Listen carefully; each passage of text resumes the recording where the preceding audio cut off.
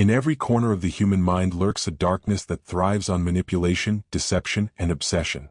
You see it in the subtle glance of a detective like L, who dissects every detail with precision, or in the cold smile of Johann Liebert, who dismantles people not with violence but with whispers that rot their souls. And of course, you see it in the calculating brilliance of Light Yagami, who bends truth itself into a weapon sharper than any blade. What if these battles of intellect weren't confined to anime, but unfolded inside your own mind? Tonight, you will step into 5 psychological arenas, games that tear at the edges of sanity, games that don't just test your intelligence, but your ability to survive when truth itself can no longer be trusted. This is not fiction. These games exist in fragments of reality, stitched together by psychology and sharpened into weapons by human obsession. Once you hear them, you'll never see the mind the same way again. The first game is called The Lie That Becomes Truth, and it is Light Yagami's masterpiece. Imagine sitting across from someone who tells you a story so precise, so perfectly structured, that even your doubts begin to collapse under its weight. This isn't about shouting or arguing, it's about control. Light once convinced Naomi Mizora, a trained FBI agent, that he was an ally. Every word he spoke was a step deeper into the noose he had already tied around her neck. This is how the game works. One lie, spoken with confidence, reshapes reality. Psychology calls this the power of cognitive dissonance. When you are forced to choose between 2 conflicting beliefs, your brain craves relief, and it often accepts the easier path, even if that path is false. The more the liar repeats their tale, the more your mind bends to accommodate it. In this game, hesitation is death. The brilliance lies in the subtlety. If the deception feels natural, your brain won't resist. Now imagine yourself as Naomi walking beside Light, your every suspicion dissolved by the very calmness in his tone. That is when the lie becomes unstoppable. It isn't simply told, it is lived, it replaces truth itself, until the victim becomes its final proof. Would you notice the trap before it snapped shut, or would you let the confidence of another man rewrite your reality? The second game is the silent deduction game, and it belongs to L. There are no words here. Only silence, eyes locked, movements observed. 2 players sit across from each other, and the rules are simple. Everything you do is evidence. A twitch of the eye, a tap of the foot, a shifting of the hands, each fragment of behavior becomes ammunition. L perfected this when he faced Light. He noticed how Light reacted to questions, how his voice dipped when caught off guard, how his posture betrayed confidence at the wrong time. This game is about stripping away masks. Psychology calls it microexpression reading, the science of seeing what someone desperately tries to hide. Humans leak signals constantly, and only a mind like L's can string them together into revelation. The horror of this game is that you cannot stop playing. Even if you sit still, your stillness is a clue. And as the silence deepens, your own paranoia becomes your enemy. The more you try to suppress your tells, the more unnatural you look, until you become your own confession. Against L, silence isn't safety, it's surrender. And when he watches you with those unblinking eyes, you realize this isn't a game at all. It's a slow, surgical dissection of your humanity. The third game is the mirror test of sanity, and Johann Liebert turns it into a weapon of pure psychological terror. You wake up in a room lined with mirrors. At first, they all reflect you, every angle, every detail. But then you notice one reflection isn't moving the same way you do. It tilts its head slower, its smile lingers too long, its eyes don't quite match yours. The rule is simple: identify the real you.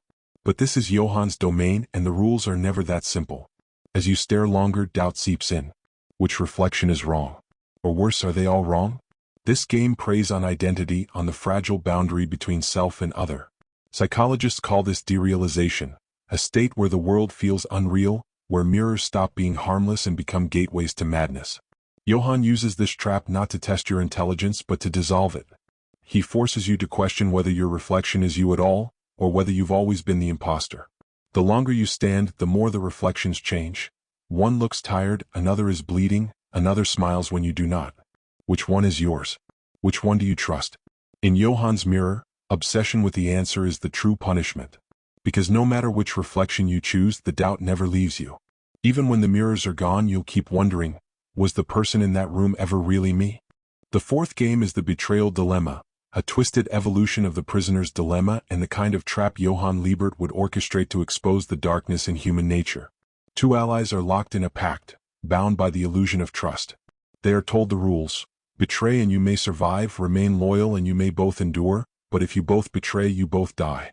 If you both remain loyal, you live, but the cost is eternal bondage under a curse far worse than death. In this game, words are weapons, silence is poison, and trust becomes a razor's edge. Johann wouldn't need chains to break you. He'd let your own paranoia do the work. Your partner's eyes flicker, his breathing changes, his hands twitch. Every gesture convinces you he's planning betrayal. And the more you doubt, the closer you come to making betrayal inevitable.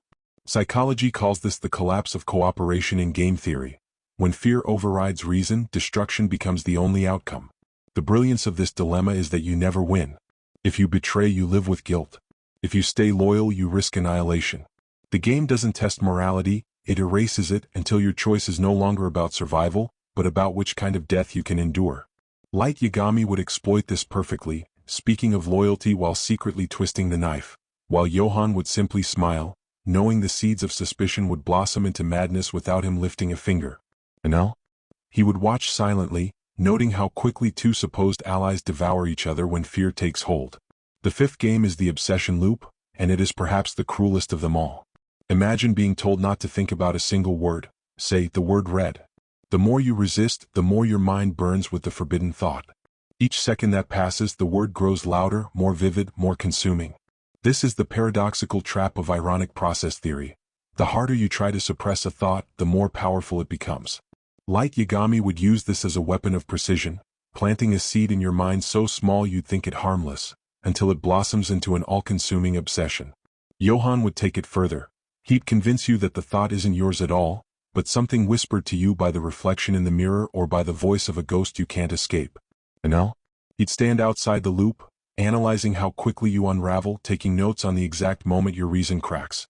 This game doesn't end with bloodshed. It ends with silence, the player trapped inside their own mind, replaying the forbidden thought until nothing else exists. The cruelest part? The loop never ends. Even after you walk away, even after you think you've forgotten, the word waits in the corner of your mind, ready to return. You cannot unthink it. You cannot escape it. It becomes you. And so the 5 games come to a close. Lies that replace truth, silence that exposes everything, mirrors that fracture identity, dilemmas that corrupt trust, and obsessions that consume the soul. They are not just games but weapons, psychological blades wielded by minds like Light L and Johann. Perhaps you believe you could outwit them, perhaps you think you could survive. But the real question is simpler and far more terrifying. When the game begins, will you still be playing, or will the game already be playing you?